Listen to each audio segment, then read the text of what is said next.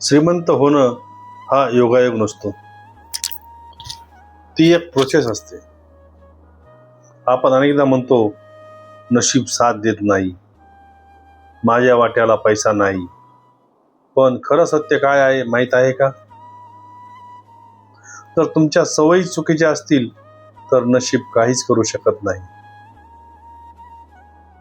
कारण श्रीमंती ही अचानक मिळणारी गोष्ट नाही, ती रोजच्या छोट्या छोट्या सवयीचा परिणाम असते.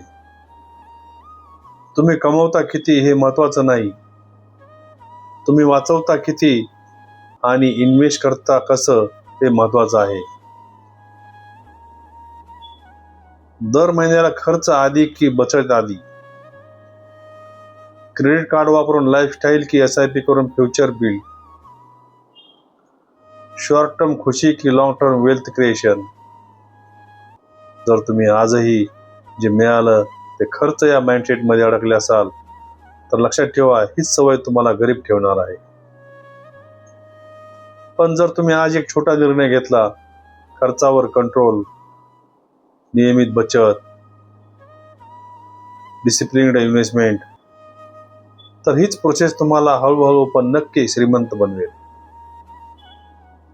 देव सगळ्यांना संधी देतो, पण श्रीमंत तेच होतात जे योग्य सवयी डेव्हलप करतात. म्हणून आजच ठरवा, मी नशिबावर नाही माझ्या सवयीवर विश्वास ठेवणार. कारण श्रीमंती ही योगायोग नाही, ती माझ्या सवयीचा परिणाम आहे.